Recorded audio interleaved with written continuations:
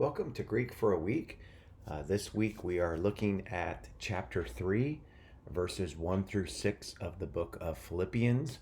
And this is Paul's warning against the Judaizers. And this is the paragraph this is the video that I will go ahead and diagram these 6 verses. So let's go ahead and get started, and we'll see how Paul puts things together by use of grammar and syntax. So here are the 6 verses.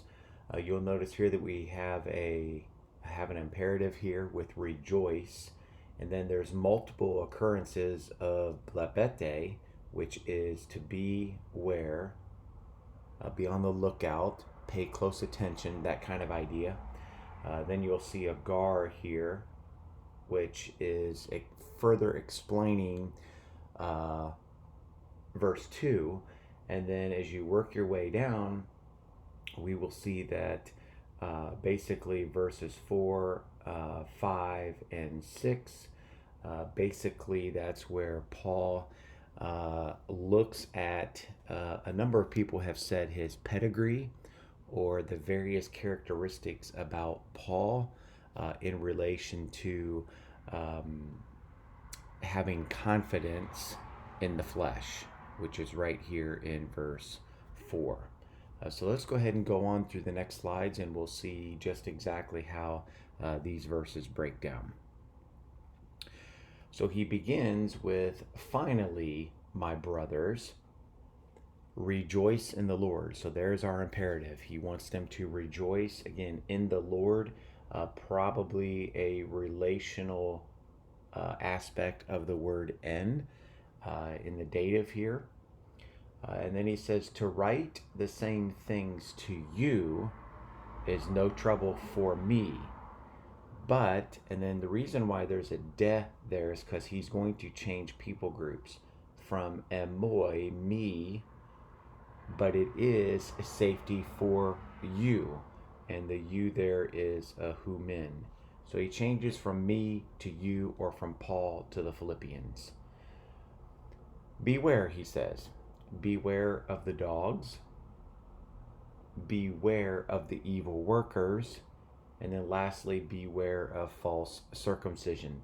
So each of these, again, are imperatives that will run along with the same imperative up here, rejoice. Now, why? Why should we beware of the false circumcision? So here's our gar, which is explanatory for we ourselves are the circumcision. He says here, we are the ones who worship. So I have a substantival participle, okay, la truantes. So we are the ones who worship. And then the pneumati here is a dative of means. We worship by the means of the Spirit of God. And kai, we are the ones who boast, another substantival participle, where the kai joins these two together. And the ones who boast in Christ Jesus. And then lastly, we are the ones who do not place confidence. And there's the uk pepoi thates. We do not place confidence in the flesh. So each of these kais here join the participles together to make them all substantival participles. All right, then we move on to verse 4.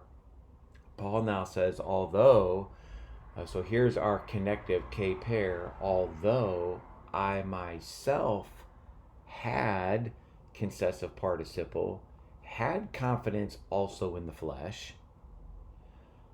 If anyone else thinks he can put confidence in flesh, Paul basically says, I far more. So I can place the confidence in the flesh, Paul says, because of, and then we'll look at it here in verses 5 and 6. I was circumcised the 8th day. I am sourced in, or I come from, the race of Israel, the tribe of Benjamin. I am a Hebrew of Hebrews. So here is source again. According to, or you could say with reference to the law, who am I? I'm a Pharisee. And then according to, he says, zeal, or with reference to zeal, I am the one who persecuted, substantival participle, diokon, I persecuted the church. And then lastly, with reference to righteousness that is in the law, being blameless. And the being here is an attributive participle that attributes a quality which goes back up to I far more, or Paul here. Okay, so how can we teach this? How can we preach this?